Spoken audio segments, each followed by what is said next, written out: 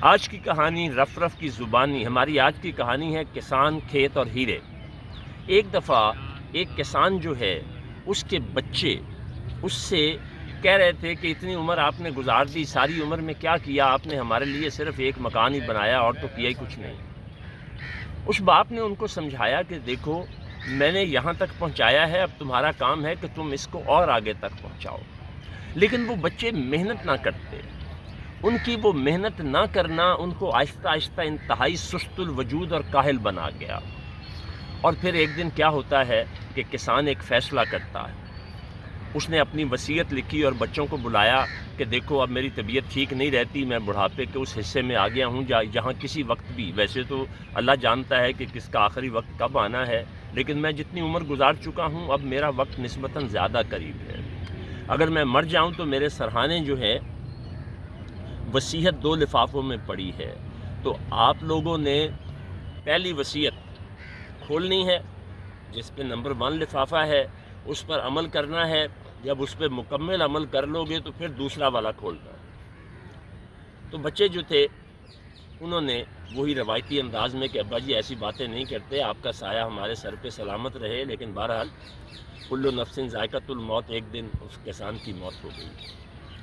اب بچوں نے فٹافٹ اس کے سرہانے سے 2 لفافے نکالے، پہلے لفافے کو کھولا تو اس میں اتنی اچھی خبر تھی کہ دوسرے کا ہوش ہی نہیں رہا۔ اس میں لکھا تھا کہ میرا کھیت جو اتنے عرصے سے بے آباد پڑا ہے، اس کی وجہ یہ ہے، اس کے بہت نیچے کر کے میرے آباء و اجداد نے ہیرے دبائے ہوئے ہیں، تو میں چاہتا ہوں کہ میرے بچے محنت کر کے وہ خزانہ اور ہیرے جو ہیں وہ نکال لیں۔ وہ بچے جنہوں نے کبھی کدال نہیں پکڑا تھا، جو محنت کے عادی تو کیا اس کا نام لیوا تک نہیں تھے، انہی بچوں نے دن رات ایک کر دیا، 7 مزدور لگائے، خود دن رات لگے رہے اور پوری کی پوری نیچے کی مٹی اوپر اور اوپر کی مٹی نیچے کر دی۔ مکمل انقلاب لے آئے، لیکن وہاں کچھ نہ نکلا۔ بہت پریشان ہوئے، تو پھر ان کو خیال آیا کہ اوہو، ایک لفافہ اور بھی تو ہے، وہ کھولو۔ جب وہ کھولا تو اس میں لکھا تھا کہ اب تم نے زمین اتنی زیادہ کھود لی ہوگی کہ کسی نے بھی اپنی زمین کو اتنا اچھا انقلابی طور پہ چینج نہیں کیا ہوگا، نیچے کی مٹی اوپر نہیں کی ہوگی، اب اس میں تھوڑی سی کھاد ملا کے فصل اگاؤ۔ اب انہوں نے سوچا کہ اتنی محنت تو کر ہی لی ہے، چلیں باپ کی وصیت کا یہ حصہ ہے، اس پہ بھی عمل کر کے دیکھ لیتے ہیں۔ جب انہوں نے اس پہ فصل اگائی تو اس علاقے میں اتنی اچھی اور نقد آور بہترین حصول مال کے اعتبار سے کبھی فصل نہیں ہوئی تھی جتنی اچھی اس دفعہ ہوئی۔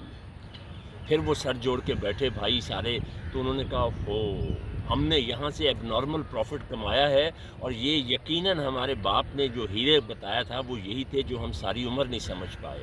اس کے بعد انہوں نے اپنا ایٹیچیوڈ بدلا اور وہ محنتی ہو گئے۔ تو اس لیے یاد رکھیے، یہ تھی آج کی کہانی۔